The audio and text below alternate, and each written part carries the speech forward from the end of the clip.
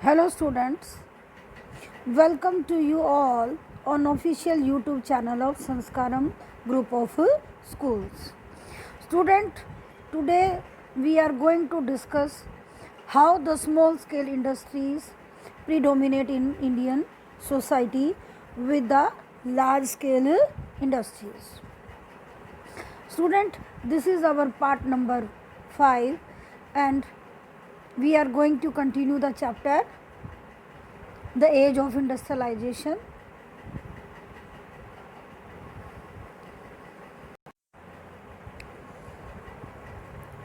Student, in this paragraph we are going to discuss how with the large industries our small scale industry still grew up, कि किस तरह से बड़े जो हमारे देश में ये जो बड़ी फैक्ट्रियाँ लगी कॉटन की या किसी और चीज़ की, उसके साथ साथ में जो हमारी घरों के अंदर जो हैंडीक्राफ्ट जो चल रहा था उसके अंदर छोटी छोटी इन्वेंशंस हुई और उन्होंने अपने आप को इन फैक्ट्रीज़ के साथ ज़िंदा रखा, किस तरह से वो सरवाइव करने में सफल रही. Now start this chapter. While factory industries grew steadily after the war, large industries formed only a small segment of the economy. कि जब हमारी फैक्ट्री इंडस्ट्री है वो धीरे धीरे 1914 के बाद यानी कि आफ्टर 18 बढ़ रही थी, तो वो बहुत बड़े पैमाने पर नहीं फैली थी एकदम से. Most of them, about 67% in 99, were located in Bengal and Bombay. कि ज़्यादातर जो हमारी कपड़ा मिलें थी वो बंगाल या बॉम्बे के अंदर ही थी, बाकी 40% ही देश के दूसरे हिस्सों में थी. Over the rest of the country small scale production continue to predominate. बाकी देश के अंदर जो घरों के अंदर जो लूम्स पर कपड़ा बनाया जाता हथकरघों के ऊपर, वही प्रोडक्शन ज़्यादा दे रहा था. Only a small proportion of the total industrial labour force work in registered factories, 5% in 1911 and 10% in 1931. The rest work in small workshop and household units, often located in alleys and bylanes invisible to the passerby. कि जितना भी हमारा श्रमिक वर्ग है वो factory में बहुत कम लग रहा था, लेकिन जो घरों के अंदर जो गलियों के अंदर छोटे छोटे जो रास्ते हैं उनके अंदर जो छोटी मोटी हमारी जो लूम्स वगैरह सेटअप थे उनके अंदर वर्कर ज़्यादा काम कर रहे थे. In fact, in some instances, handicraft production actually expanded in the 20th century, यानी कि after 1900. This is true even in the case of handloom sector that we have discussed. While cheap machine-made thread wiped out the spinning industry in the 19th century, the weavers survived despite problems. कि सस्ता धागा वो उपलब्ध हो रहा था पतला spinning industry को, तो अब हमारे बुनकर हैं उन्होंने समस्याओं के बाद भी अपने आप को संघर्ष में चलाए रखा. In the 20th century, handloom cloth production expanded steadily, almost tripling between 1900 and 1940. की जो प्रोडक्शन है वो दुगना नहीं तिगना बढ़ गया. उसका कारण क्या रहा अब हम वो डिस्कस करेंगे. How did this happen? This was partly because of the technological changes. तकनीकी बदलाव आए बुनकरी के अंदर. जो न्यू वर्ड्स में हम साइड में देखेंगे, fly shuttle. Fly shuttle is a mechanical device use for weaving moved by means of ropes and pulleys. जो हम कपड़ा बुनते हैं ना अगर जो लूम के ऊपर, वो एक चकोर हम ये कह सकते हैं कि एक लंबा सा वायर का फ्रेम होता है जिसके अंदर क्या होता है ऊपर से नीचे धागा पिरोया जाता है और हॉरिजॉन्टल और वर्टिकल, जिसको ताना बाना बोलते हैं, इंग्लिश में राफ्ट और रैप बोलते हैं. The places the horizontal thread called the raft and the vertical threads called the wrap. The invention of the fly shuttle made it possible for weavers to operate large looms and weave wide piece of cloth. कि fly shuttle एक लकड़ी का छोटा सा frame होता था, जैसे machine सिलाई मशीन के अंदर एक छोटी सी बबन केस होता है जिसके अंदर धागा लिपटा हुआ होता है, तो ऐसे ही ये लकड़ी का एक फ्रेम था जिसके बीच में धागा लपेट के आप उसको जो ताने और बाने के बीच में इजीली मूव कर सकते थे. पहले वो उंगलियों से करना पड़ता था, हाथों से, जिसमें बहुत टाइम लगता था. तो फ्लाई शटल के आने से क्या हुआ कि कपड़े की बुनाई में तेज़ी आ गई. तो दिस और इसके अलावा 2-3 और नए तकनीकी बदलाव हुए जिससे क्या हुआ कि जो हमारे हथकरघे के जो बुनकर है उनकी प्रोडक्शन में स्पीड आई। जब स्पीड आएगी तो नेचुरली सी बात है प्रोडक्शन बढ़ेगी और वो बेहतर कंडीशन में आएंगे। So by the second decade of the 20th century, we were using loom with fly shuttle. This increased productivity per worker, speeded up production and reduced labor demand. By 1941, over 35% of handlooms in India were fitted with fly shuttles. In regions like Travancore, Madras, Mysore, Cochin, Bengal, and proportion was 70 to 80%. कि अब हम देखते हैं कि जो हमारा तकरीबन south वाला एरिया है या हमारा ईस्ट वाला एरिया है वह मैक्सिमम फ्लाई शटल यूज़ हो रही है, तो प्रोडक्शन बढ़ रहा है। There were several other small innovations that help weaver improve their productivity and compete with mill sector. Loom जो था पहले क्या होता था, उसके अंदर पंजा होता था जिससे कपड़े को टाइट करते थे। अब वो पंजा है लंबा आ गया, नीचे उसके साथ पैडल जोड़ दिया गया कि वर्कर्स के हाथ अब फ्री हैं सिर्फ शटल को खींचने में, तो वो पैरों का भी इस्तेमाल कर पा रहा है। तो एक नए तरह के लूम्स हैं वो धीरे धीरे स्टार्ट हुए और उसमें काफ़ी चेंजमेंट आया, तो उससे क्या हुआ, प्रोडक्शन बढ़ी। अब हम देखेंगे कि हमारे कुछ वीवर्स थे जो कभी भी बुरी कंडीशन में थे ही नहीं। वो अपने हाथ की जो कारीगरी के एक्सपर्ट थे, जो कि ज़री का काम करते थे। ज़री मीन सोने और चांदी के तार कपड़े में पिरोए जाते हैं, जो कि मशीन से पॉसिबल नहीं है। बनारसी है, कांजीवरम है, बालूचरी है, ये साड़ियाँ जो होती हैं आज उनकी कीमत 2-2, 3-3, 4-4 लाख से लेकर 10-10 लाख तक होती है, क्योंकि हाथ से बनती हैं। एक साड़ी को बनने में 3 से 4 महीने लगते हैं। और आपको पता ही है फिर हाथ से बनेगी तो एक डिज़ाइन दूसरी साड़ी में रिपीट मुश्किल होता है बनाना। तो जो रिच लोग होते हैं वो इन साड़ियों को बहुत पसंद करते हैं और इस तरह की साड़ियों की डिमांड कभी ख़त्म नहीं होती। तो जो इस तरह के वीवर्स थे वो कभी बुरी कंडीशन में रहे ही नहीं।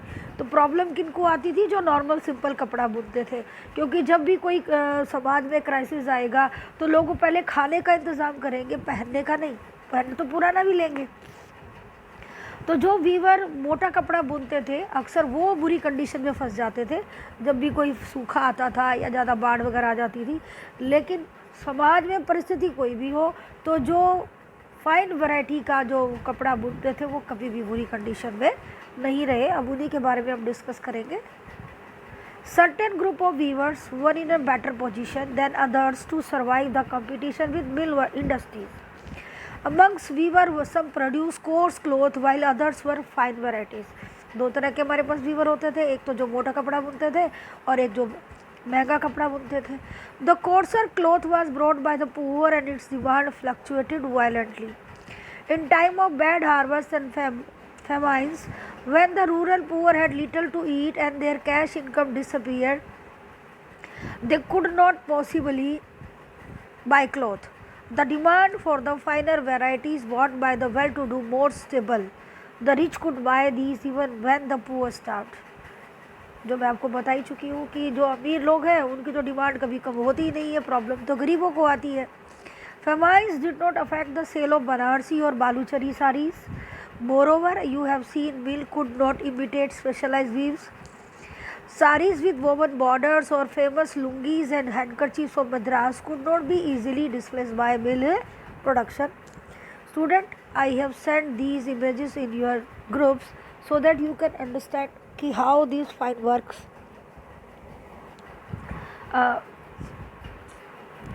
हम कह सकते हैं कि praised by the rich person, why they like this.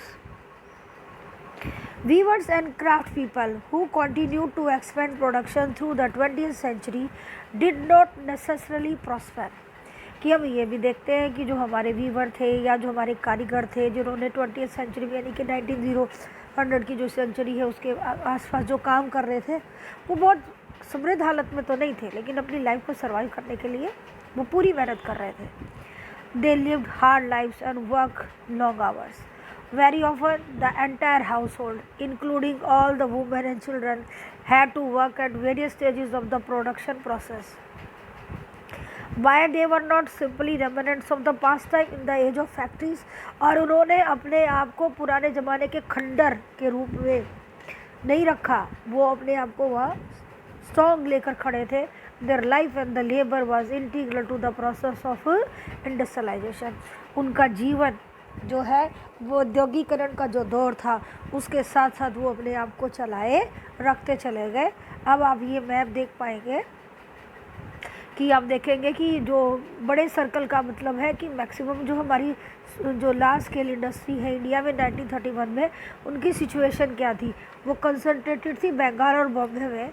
फिर Punjab, UP, Bihar, central province और मद्रास है, यहाँ पर भी वो अपनी प्रेजेंट दिखा रही है। Now students, we are going to discuss our another topic, market for goods. कि ब्रिटिशर्स जो हैं उन्होंने अपना प्रोडक्शन है वो स्टार्ट किया इंडिया में, तो नेचुरली सी बात है अब उनको क्या करना है, वो जो प्रोडक्शन अपना इंग्लैंड से लेके आ रहे हैं गुड्स, वो जो इंडिया में वो बना रहे हैं, उनको मार्केट में बेचना है। आप बेचेंगे कैसे? जब तक एक विदेशी वस्तु है आपके देश में, आप उससे परिचित नहीं हैं, तो आप उसको खरीदेंगे कैसे? उसके लिए आपको कुछ तरीक़ों का इस्तेमाल करना पड़ेगा, और वो तरीका क्या है? सिंपली तरीका है, दैट इज़ एडवर्टीज़मेंट, विज्ञापन। विज्ञापन क्या होता है? विज्ञापन आपको आकर्षित करता है उस वस्तु को खरीदने के लिए, भले ही आपको ज़रूरत हो या ना हो, वो इस तरह से आपको ललचाते हैं कि आप उस चीज़ को खरीदने के लिए मजबूर हो जाते हो, वो आपके जीवन का एक अंग बन जाते हैं। तो आप देखेंगे अब किस तरह से अंग्रेज़ों ने विज्ञापन के जो दो तरीके थे, नंबर एक लेबलिंग, और लेबलिंग के बाद कैलेंडर। भारत में क्योंकि उस वक्त मीडिया तो होता नहीं था कि चलो टीवी पे ऐड कर दिया जाए, तो उन्होंने जो दो चीज़ जो सबसे ज़्यादा ली वो थी, सबसे पहले उन्होंने जो इस्तेमाल किया लेबल, कि मैनचेस्टर से जो भी वो गुड्स लेके आते थे तो उसका लेबल एक काफ़ी बड़ा, कलर, रंगीन, और भारत के देवी देवताओं का चित्र कि यस कि we are familiar to you, कि हम आपसे परिचित हैं, ये इस आपके देवता का इस वस्तु को आशीर्वाद प्राप्त है। इस तरह से वो लोगों को ललचा कर उन्होंने अपनी मार्केट है वो भारत में बनाई। फिर किस तरह से कैलेंडर का दौर आया, अब हम वो डिस्कस करेंगे। You have seen how British manufacturers attempt to take over the Indian market, and how Indian weavers and craftsmen, traders and industrialists resisted colonial control, demanded tariff protection, created their own space, and tried to extend the market for their produce. But when new produce are produced, people have to be persuaded to buy them. जब कोई नया product आएगा तो वो लोग जो वो उत्पादन कर रहे हैं तो वो लोगों को बोले दोगे ना, उनको बाध्य करेंगे कि आप उसको खरीदिए। They have to feel like using the product.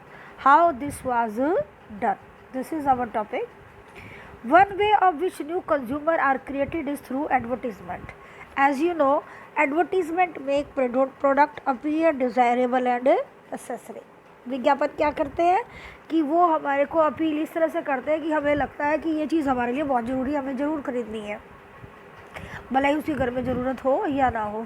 जैसे क्या आता है कि वो अक्सर बच्चों के प्रोडक्ट्स को लेके आता है कि अगर आप अच्छी माँ हैं, बच्चे का स्वास्थ्य का ध्यान रखती है, तो ये ज़रूर खरीदिए।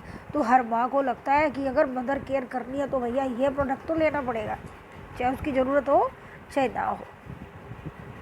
They try to shape the mind of people and create new needs. Today we live in a world where advertisements surround us. आज का दौर यही है। They appear in newspaper, magazine, hoarding, street, television screens, walls, etc. But if we look back into the history, तो जब अगर इतिहास में जाते हैं तो उस वक्त तो ये means of communication थे ही नहीं। We find that the very beginning of the industrial age, advertisement played a part in expanding the market for products and in shaping a new consumer culture.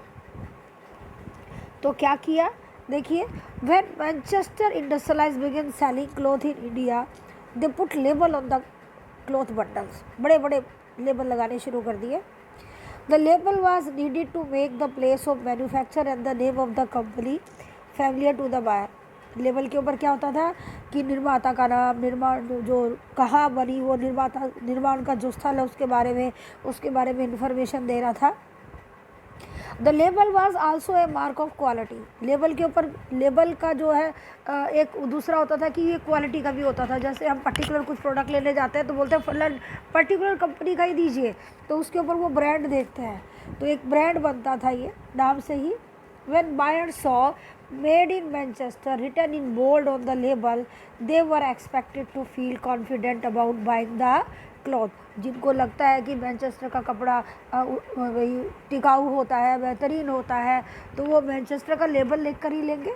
जैसे हम आजकल विमल की शूटिंग लेते हैं, या श्री राम की लेते हैं, या फगवाड़ा की लेते हैं, तो जिसको जो पसंद है वो पर्टिकुलर वो उसके ऊपर कपड़े के ऊपर वो देख कर ही लेता है कि हाँ ये कौन सी मिल का कपड़ा है, क्योंकि ड्यूरेबिलिटी सबकी अलग अलग होती है कपड़े की। तो देखेंगे ज़रा सबसे पहले ये वुडवर्ड्स ग्राई वाटर की baby well gripe water calendar by 1928 by M.V. Dhurandhar. The image of baby Krishna was most commonly used to popularise baby product. आज भी होती है, तब भी होती थी। और ग्राई वाटर आप तो क्या, आपके ग्रैंड पेरेंट्स को भी पता होगा, क्योंकि ये भारत में बहुत लंबे समय से चला आ रहा है। और जब तक ये ना पिए ना तो एक मतलब कि कहावत सी होगी कि हमारे इंडिया में बच्चों के दांत ही नहीं निकलते, क्योंकि ये बहुत ज़रूरी बताया जाता है। पता नहीं है कितना ज़रूरी है, लेकिन ये बेबी कृष्णा तक जब तक सुंदर ऐसा हेल्दी बेबी चाहिए तो आपको ये तो पिलाना पड़ेगा ना। तो ये क्या, this is the advertisement do. फिर आप देखते हैं लेबल्स, नीचे हमें 2 इमेज दिखाई देगी। Manchester label early 20th century, figure 26A and figure 26B। Image of numerous Indian gods and goddesses, Kartika, Lakshmi, Saraswati, were shown in import cloth label, approving the quality of the product by being marketed. Figure 26B है, इसमें हमें महाराजा रंजीत सिंह नजर आएंगे। Maharaja Ranjit Singh on the Manchester label. Historic figure were used to create respect for the product, but the label did not only carry the word and text, they also carried images that were often beautiful and illustrated. If we look at these labels, we can see how some idea of the mind of the manufacturers, their calculation and the way they appeal to the people. Images of Indian god and goddesses regularly appeared on those labels. It was as if association with God gave divine approval to the goods being sold. The imprinted image of Krishna or Saraswati was also intended to make the manufacture from a foreign land appear somewhat familiar to Indian people. ये ऐसा दिखाया जाता था कि मानो आप जो हमारा ये विदेशी प्रोडक्ट है इसको आपके देवता का आशीर्वाद प्राप्त है, तो ये आपका देवता जो है वो इसको आशीर्वाद दे रहा है, तो ये प्रोडक्ट आपके लिए सही है, आप इसको परचेज़ कीजिए। जैसे ये सनलाइट साबुन है, देखिए जिसमें कार्तिकेय गॉड विष्णु जो दिखाया गया है। By the late 19th century, manufacturers were printing calendars to popularize their product. Calendar क्या होता है, घर में टंगा रहता है लंबे समय तक। तो इससे क्या होगा कि बार बार आप उस प्रोडक्ट को रोज़ देखते रहेंगे, चलो कभी तो खरीदेंगे, तो वो आपके माइंड में अपील बनाए रखता है। Unlike newspaper and magazines, calendars were used even by people who could not read. They were hung in tea shops and in poor people homes just as much as in office and middle class apartments. And those who hung the calendars had to see the advertisement day after day. Through the years, in these calendars, once again we see the figure of gods being used to sell new products. Like the images of gods, figures of important personage of emperors and nawabs adorned advertisements and calendar. हमने देखा कि उन्होंने किसकी picture use की, हमारे महाराजा रणजीत सिंह की।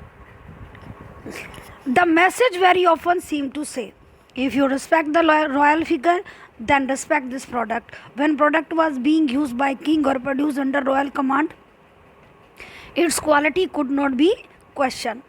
When Indian manufacturer advertised, the nationalist message was clear and loud. और जैसे जैसे हमारा स्वतंत्रता का संघर्ष बढ़ता जा रहा था, तो हमारे जो राष्ट्रवादी उद्योगपति थे उन्होंने भी इसका भरपूर प्रयोग किया जैसे कि ये आप फिगर 28 देखेंगे कि भारत माता को ये कपड़ा पकड़ाते हुए देखा गया। नीचे लिखा है हिंदुस्तान में बने लो माल, यानी कि ये सामने वाले के लिए क्लियर था कि ये स्वदेशी है, आप इसको खरीदिए।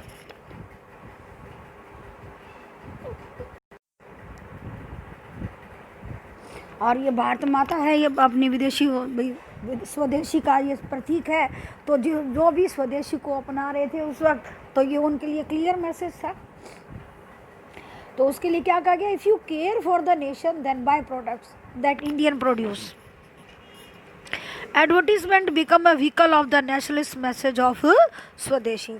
सो वी हैव सीन दैट कि किस तरह से भारत में विदेशी वस्तुएं, विदेशी व्यापारियों के साथ स्पेशली जो हमारे टेक्सटाइल है वो आया, भारतीयों ने उसको अपनाया। और जिस तरह से जैसे जैसे हमारा जो संघर्ष है, आज़ादी का नेशनल स्ट्रगल है, वो बढ़ता गया और लोगों के अंदर स्वदेशी की भावना आई, तो विदेशी व्यापार और उसकी वस्तुएं कहीं टिक नहीं पाई।